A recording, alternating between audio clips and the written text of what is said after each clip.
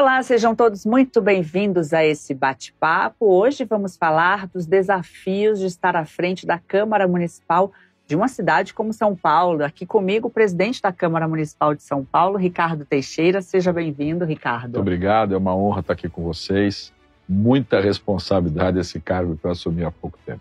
Uma trajetória bem vasta como vereador, mas é a primeira vez na Câmara Municipal de São Paulo à frente do órgão, né? E aí a gente tem também uma legislatura com diversos vereadores novos, uma renovação, 20 vereadores novos chegando aí com pouca experiência nessa missão. E para o senhor também, como é que está esse desafio? Há quase 20 anos lá, nunca participei nem da mesa diretora. Então essa coisa de ser presidente, eu brinco que eu sou estagiário na presidência, né? Porque eu estou aprendendo. E como você disse também, com vários vereadores novos. O mais votado dessa legislatura é o Pavanato, com 26 anos. Então tem uma meninada também, uma juventude muito grande, com uma situação diferente de Câmara Municipal de 20 anos atrás, que a gente fazia eleição de um jeito. Esses meninos hoje praticamente é 100% de internet, rede social. Mas eu costumo dizer e repito isso, é uma delícia ser presidente da Câmara. A cidade pulsa, a cidade está representada, 55 pedaços, 55 fatias da cidade que administram dali a cidade. Tudo que é bom passa pela Câmara. E são esses vereadores que acabam trazendo essas notícias, as matérias para casa. A gente costuma brincar que o ano só começa depois do Carnaval, né? Então a gente está praticamente no início do ano. Já é possível passar para a gente quais são os principais projetos, quais são as principais pautas do Legislativo paulistano, porque a gente sabe que na última gestão, a questão da habitação, né, estava muito em foco, principalmente devido ao Executivo, devido ao prefeito Ricardo Nunes. A legislatura passada foi muito em cima de obras, né? Grandes obras da cidade, e o que você colocou, a questão da habitação, do plano diretor, da lei de zoneamento. Esse ano aqui, esse começo, como você falou depois do Carnaval, o Carnaval foi em março, né? Então demorou para acontecer, mas em fevereiro a Câmara já funcionou com toda a sua força. Esse ano a gente começa com uma pauta que são os mototaxistas.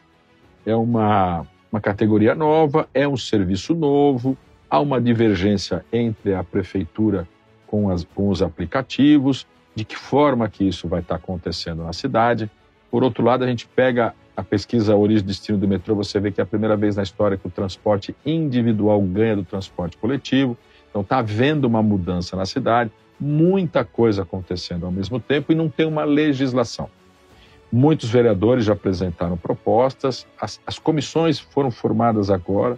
Na semana que vem a gente já começa a apresentar esse projeto nas comissões para levar para o plenário e fazer os grandes debates. Então acho que nesse primeiro semestre, uma matéria muito delicada, que mexe com 100% da cidade, com 100% das pessoas que moram aqui. Envolve vidas, não é? Muitas vidas, é o que eu costumo dizer. Então acho que é um tema que vai permear por todo o semestre.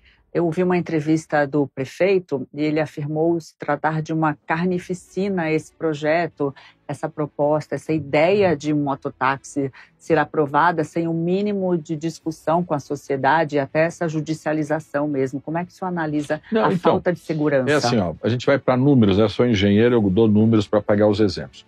1,3 pessoas morrem por dia no asfalto, vítimas de acidente de trânsito envolvendo motocicleta. E é um motoqueiro. Se você coloca o segundo, que é o passageiro do mototáxi, esse número vai aumentar, e é claro que vai aumentar. Se morre 1,3, eu não vou falar que vai morrer 2,6, mas esse número vai aumentar. E a primeira pergunta é, a sociedade está preparada para isso? A sociedade quer pagar esta conta? Tem aí a conta do hospital, a conta de uma família desamparada, muitos milhares de sequelados, a conta do INSS, ou seja, a sociedade está preparada, ela sabe o que é isso, porque os aplicativos, eles simplesmente viram uma chavinha, põe um aplicativo à sua disposição e não tem nenhuma responsabilidade social com tudo isso que eu estou falando aqui. Então, por isso, o prefeito e eu concordamos que tem que ter um debate envolvendo a sociedade, e aí se a sociedade, através de uma grande regulamentação, quiser dar continuidade, aí sim, foi ampliada, as pessoas conhecem, foi debatido, não há mais nenhuma novidade, e aí sim você coloca para andar. Eu dou mais um exemplo, que são as cidades da Grande São Paulo, que são bairros da nossa cidade, né? São aqui do lado. São 14 delas aqui no entorno que já tem mototáxi. E subiu 50% 40% o número de mortes. Isso nós vamos acontecer aqui. Nós queremos, então, isso o que o prefeito coloca e eu coloco, nós precisamos debater. Agora, o senhor tem uma grande preocupação, esse é um tema que já está no radar do senhor há muito tempo, porque o senhor é considerado o pai da faixa azul, né? A gente está falando das faixas de motos, exclusivas para motos, que existem em algumas avenidas de São Paulo. Qual foi a redução no número de mortes e qual é a expectativa? São 200 quilômetros hoje de faixas de motos, uma ideia que está dando super certo, está sendo até copiada, né? Outras cidades estão querendo discutir também essa implantação. Olha, eu costumo dizer assim, falo para os meus amigos, agora eu vou falar na televisão, não vai ter mais segredo. Posso morrer em paz. Meu legado ficou. Para mim, não vou conseguir na minha vida fazer um projeto que salva mais vidas do que esse. É um projeto que a gente tirou do papel, quando eu fui secretário de Trânsito e Mobilidade. Nós já tínhamos feito 2 experiências na cidade com faixa exclusiva para moto na época do prefeito Kassab e agora com o prefeito Ricardo Nunes tiramos esse projeto do papel e deu certo. Se você pegar 23 de maio, que foi o primeiro teste, 5 km de teste que nós fizemos lá, em um ano, 0 mortes, num trecho que tinham 4 mortes por ano. Então você vê quanto que vai de redução de acidentes. É uma sinalização nova, portanto não há ainda uma resolução nacional. Brasília acompanha todos os testes que São Paulo faz. Hoje nós temos já 200 km de faixa azul. O prefeito quer colocar nessa gestão mais 200 km, eu acho pouco, eu já acho que tem que colocar mais 1.000, e para que a gente contribua com a redução dos acidentes. Então hoje, depois de 3 anos implantada as primeiras faixas azuis, você tem aí em violência quase 50%, em mortes quase 70% de redução. Então você teve um projeto ganha-ganha, só que é assim, então resolvemos o problema da moto? Não. São Paulo tem 20.000 quilômetros de rua e somente em 200 quilômetros tem faixa azul. Então os meninos estão se acidentando fora da faixa azul. E, como acabei de dizer, mais gente andando a pé, de moto e de bicicleta, portanto, mais gente morrendo também nas motocicletas, se acidentando nas motocicletas. Então eu vejo que a prefeitura, a companhia de engenharia tem que fazer grande campanha de televisão, sensibilizando a população para esse risco. O que pode acontecer com a motocicleta? A gente fala também da bicicleta, porque a bicicleta também está subindo o número de usuários e, portanto, está subindo também o número de acidentes. A pessoa que anda a pé, que tem muitas viagens a pé, nós perdemos uma pessoa, um pedestre todo dia acidentado e que é vitimado com uma morte. Ou seja, tudo isso tem que estar sendo estudado pela prefeitura e a gente está sempre também debatendo isso na Câmara, porque são assuntos que mexem com a cidade. E campanha também entre eles para que os próprios motoristas de moto, né, motociclistas no caso, possam se organizar ali na faixa, porque às vezes a gente vê um mais afoito, não é não, presidente? Não, por quê? Porque não tem ninguém que os fiscalize. Um radarzinho resolvido? Se eu não me engano, são 4 equipamentos que fiscalizam a moto na cidade nas faixas azuis. Velocidade, ok. Mas tem um outro lado também, que eu concordo com você, que falta educação, que falta fiscalização específica para os motociclistas, mas aí ocupa um pouco eu, você e toda a classe média que usa o serviço dos motoboys. E aí tem um outro estudo, que isso não está pronto, que a gente vem debatendo, eu quero trazer esse assunto para a Câmara também. Os grandes aplicativos, eles fazem promoções. Então tem uma delas que eu inclusive estou na justiça contra elas, que elas falam assim, olha, peça o seu lanche que em 10 minutos eu entrego. 3 minutos para fazer o lanche, 7 minutos para o menino entregar o lanche na sua casa. E você acompanha os acidentes neste período que eles fazem essa promoção. É exponencial, porque o menino vai passar no farol vermelho, ele vai entrar numa rua na contramão, ele vai subir uma calçada para ganhar 3, 4 reais a mais. E é aí que a acidentalidade aumenta. É aí que a gente mata esses jovens, porque esses jovens ficam sequelados para o resto da vida. Então nós também temos que ter essa consciência de saber que às vezes uma pressa para comer um hambúrguer, uma pizza daqui a 5, 10, 15 minutos que eu quero, pode estar trazendo um prejuízo muito grande para algumas famílias, inclusive até chegando a uma morte. Uma campanha de conscientização ampla para todos os envolvidos, né? Tem que fazer. Agora, quando a gente vê o presidente Ricardo Teixeira, eu estou acostumado a falar vereador, né? Tempos pode falar vereador. Municipal. A minha mãe me batizou só de Ricardo Teixeira. O presidente vereador pode tirar também, não tem problema. Quando a gente vê o Ricardo falando com tanta propriedade dessa questão do trânsito, é porque ele conhece muito bem a realidade das ruas. Ele foi estagiário da CET, ele foi amarelinho. Cor preferida é o amarelo, não é, Ricardo? A minha também, né? Então, a minha é em trânsito. Me conta como é que foi essa vivência na CT. Posso contar tudo? Você tem tempo para me ouvir? E que você está trazendo para a tua administração aqui na Câmara Municipal. Eu digo que eu sou hoje um vereador maloqueiro, né? Eu quero explicar por causa disso. Eu nasci lá em Santos, uma ilha que é desse tamanho. Como eu sempre fui muito rueiro, eu aos 6, 7 anos de idade, eu tomava conta de carro em porta de estádio, eu nunca fui muito ficar dentro de casa. Para mim, em pouco tempo, 10, 11, 12 anos de vida que eu tinha, eu já achava a ilha de Santos muito pequenininha. Mobilidade, né? Então eu ia para qualquer canto da cidade muito rápido. Quando eu mudo para São Paulo, aos 13, 14 anos de idade, não cabia na minha cabeça o tamanho da cidade, eu não conseguia ver os limites. E nisso eu acabei entrando em engenharia e fui ser estagiário da CT aos 17 anos de idade. Então, a minha primeira questão de companhia de engenharia foi conhecer o tamanho da cidade. E naquela época, olha o que eu vou dizer, a CT estava sendo criada. Nós não sabíamos nem aonde existia um semáforo, nem se a rua era mão única, se tinha uma lombada. Então, o primeiro trabalho que nós fomos fazer era uma pesquisa em toda a cidade, um cadastro para a cidade, para saber o que tinha. Então, com isso, eu fui conhecendo esses limites da cidade, porque uma hora você estava no leste, outra hora estava no sul. Inclusive, o estúdio aqui de vocês é muito perto do primeiro lugar que eu trabalhei na companhia de engenharia de tráfego, que é aqui na Marginal Pinheiros.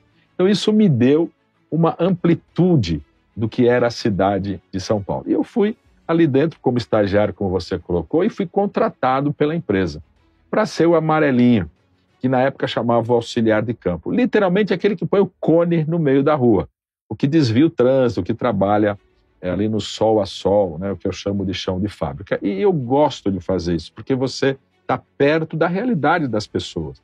E essa minha trajetória sempre foi nesse jeito, todas as profissões que eu tive, é muito na rua, é muito com o povo, é muito parecido com o que a gente está fazendo aqui, de conversar com o teu telespectador.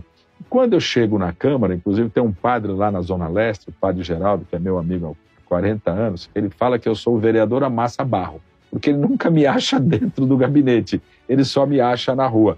E hoje eu estou fazendo um pouco disso na Câmara. Eu contei rapidinho para chegar aqui. E ontem, outro dia que nós fizemos isso, uma grande votação, eu paro a votação, chamo todo mundo para a sala do lado, que é onde a gente tem o nosso refeitório, e lá eu tranco a sala e falo assim, aqui pode brigar, pode se xingar, não tem câmera filmando, aqui nós vamos tirar a pauta, aqui nós vamos tirar as nossas diferenças. Quando a gente for lá para o plenário, a gente sabe que está votando. E o povo gosta disso, porque todo mundo participa. E esse é um pouco do meu jeito, da minha característica, né? E a cidade de São Paulo, ela é assim. Eu costumava ouvir, desde molequinho, que São Paulo vai parar. São Paulo vai parar. E a gente tem hoje 1,5 milhão de motos, quase 8 milhões de carros, mais as bicicletas e mais os pedestres. São Paulo não para. Primeiro lugar, sabe por que São Paulo não para? Porque o paulistano é inteligente. Ele hoje mora mais perto de onde ele trabalha. Ele se desloca menos pela cidade. São 12 milhões de pessoas que moram aqui que aprenderam a circular pela cidade. Então isso é uma delícia, isso é uma maravilha. E a Câmara tem que participar disso todos os dias, todos os minutos, porque a cidade muda a cada instante. Desculpe se foi longo a minha explicação. Não, e é muito interessante a gente ver esse teu outro lado, essa tua visão, com a tua trajetória do executivo também, né, trazer para o legislativo paulistano. De que forma é possível aproximar as pessoas? Porque a gente sabe que tem as sessões, a gente sabe que a Câmara é a casa do povo, mas às vezes as pessoas não têm tempo, não conseguem se deslocar até a casa do povo. São Paulo é uma cidade de dimensões, né, gigantescas aí, Zona Leste vai até longe, Zona Sul, quem está lá em Parelheiros às vezes quer acompanhar uma sessão, mas como é que chega lá? Às vezes demora muito, às vezes não tem como fazer. Qual é a tua proposta em relação a isso, para aproximar, para deixar o vereador mais próximo da população? Eu acho que primeiro é a vestimenta, né? Eu não perguntei se eu podia vir de camiseta no programa dela, mas ela falou assim, o presidente da Câmara deve vir de terno, gravata, então já não existe isso comigo. Está combinando até com o cenário, nem que tivesse mandado um e-mail combinando figurino. Então, assim, para a gente se aproximar do povo, a gente tem que ser igual ao povo. Então, primeira coisa, né? E eu, desde criança, eu sou assim. Lógico, eu fui secretário, fui diretor de empresa, presidente de empresa. Então, você tem alguns lugares, você é obrigado, até pelo protocolo, a ter uma vestimenta, né? Mas, assim, acho que a primeira coisa como vereador, o vereador é o representante do povo, você tem que ser parecido com o povo. como você disse, São Paulo é uma dimensão muito grande e as pessoas, eu costumo dizer esse exemplo, eu falo lá de São Miguel, que é onde é o meu reduto maior de votos, o pessoal lá em São Miguel fala assim, olha, amanhã eu vou na cidade. Então, é como se São Miguel fosse uma cidade, que São Paulo fosse outra cidade, de tão longe que são as distâncias da nossa cidade. Por mais que a gente tenha internet, por mais que a gente tenha televisão, por mais que a gente esteja próximo da população, em audiências públicas, seja o que for, a Câmara é muito distante da população. A Câmara não sabe chegar até o povo não sabe o que a gente está votando. O povo não conhece nem aonde fica a Câmara Municipal. E um detalhe que quando você era vereador, era possível ir lá na região, ver o buraco que está causando tanto acidente, entender aquela demanda e brigar por aquela reivindicação. Agora, como presidente da Câmara, não sei se vai ser possível, então, né? Eu vou dizer para você, até minha barriga cresceu, porque eu não consigo nem mais fazer caminhada, eu passo o dia inteiro na Câmara, de manhã, de tarde, de noite. Está me consumindo essa presidência. Aí como é que vai fazer para ir até lá? Eu quero fazer o contrário, eu quero levar a Câmara até a população. Então nós temos um projeto, e aqui a gente nunca põe louros na nossa cabeça. Quando eu falei de faixa azul, eu falei, tirei o projeto da gaveta. E esse que eu vou falar também tem. Tirei o projeto da gaveta, assessoria da presidência da Câmara, que eu chego lá e encontro um monte de gente campeão. Então tem o Leandro e a Vivi, que hoje estão até me acompanhando aqui, que me trazem um projeto, nos primeiros dias que eu estou lá, que chama Câmara na Rua, que nada mais é do que trazer um plenário da Câmara e levar para a periferia um dia inteiro de trabalho da Câmara na periferia, com as comissões, com a biblioteca, com o plenário, com as pessoas em discussão, ouvindo a população. Isso já está armado, vai ser todo o último sábado de cada mês. Nós vamos estar fazendo isso em todos os cantos da cidade e aproximando a cidade. Então, eu estou fazendo um apelo aqui para você também falar para toda a turma que te assiste, que te vê aqui e divulgar esse nosso trabalho. Eu já passei em algumas empresas concorrentes à tua e vendendo esta matéria, falando a importância dessa aproximação. E todas elas compram essa ideia de estar divulgando isso e estar trabalhando essa aproximação entre o povo e a Câmara. Isso já aconteceu no passado, na época foi o vereador Donato, que era presidente, que fez isso e deu muito certo. Eu tive com ele para aprender, eu tive com quase todos os ex-presidentes da Câmara, do meu período, que estão vivos, eu tive pessoalmente para aprender com ele o que é ser presidente, uma vez que eu nunca tinha sido. E com o Donato foi muito em cima dessa pauta de como ele fez acontecer a Câmara na Rua. E aí, muito parecido com o que a gente está fazendo aqui, para não falar igual, mas ele colocou uma frustração. Ele falou, puxa, mas aí eu saí de lá, entrou outro presidente, a Câmara nunca mais voltou para a rua e a população perdeu esse elo que eu criei. Então, aí eu com ele discutindo, falei assim, puxa, hoje nós estamos na era dos aplicativos. E por que não darmos um aplicativo para a população acompanhar os trabalhos na Câmara? Então nós estamos aí numa corrida atrás do tempo, contra o tempo, para criar um aplicativo que junta tudo o que a Câmara tem, mas num único aplicativo, e nessas sessões a gente passa esse aplicativo para as pessoas, a gente vai embora dali, mas as pessoas ficam com o aplicativo e divulgam isso na região para acompanhar online tudo o que está acontecendo na Câmara. Tudo. O que está hoje na Câmara, disponível em tudo quanto é site, tudo que é informação da Câmara, ele vai ter na mão dele no único aplicativo. Isso é uma coisa que eu queria contar um pouquinho. Eu me lembro lá quando era criança, morava lá em Santos, meu pai, minha mãe, né, política está na veia, e que falava assim, não, peraí, eu estou ouvindo aqui no radinho, o vereador tal está votando tal coisa, que absurdo. Então, a população gosta de acompanhar o nosso trabalho. Isso eu ouvia na minha casa. E por que hoje a população não gosta mais? Não é verdade. Você pega uma cidadezinha pequena hoje, tem 9 vereadores, que faz uma reunião por semana, a cidade para numa rádio comunitária para acompanhar o que eles estão votando, porque o que eles estão votando vai mexer com a minha vida. Na cidade de 7, 8 mil pessoas, isso acontece. Quando você começa a crescer um pouco a cidade, você começa a perder esse elo com o teu vereador. Aí vem aquela pergunta, em quem você votou para vereador? Eu não sei. Nem lembro. Nem lembro. Por quê? Porque nós perdemos um elo com a política da minha cidade. Aquilo que te envolve é o buraco, é o remédio, é a escola, é a iluminação, é a segurança, é o transporte, que é o vereador, que é o teu elo para fazer isso tudo acontecer. Você não sabe nem quem você votou. Então, eu acredito que nessa aproximação e com esse aplicativo, onde ele vai me acompanhar o dia inteiro, Não só eu, como todos os 55 e tudo que acontece na Câmara, eu espero que a gente reaproxime a Câmara do povo. Presidente, muito obrigada pela sua presença aqui, por esse bate-papo tão esclarecedor. Eu te desejo sucesso, porque eu sei que desejando sucesso para essa gestão é desejar sucesso para a população de São Paulo. Muito obrigada. E olha, posso pedir mais uma coisa? Claro. Orações. Muito obrigado. Obrigada. Obrigada também a você que nos acompanhou. Até a próxima.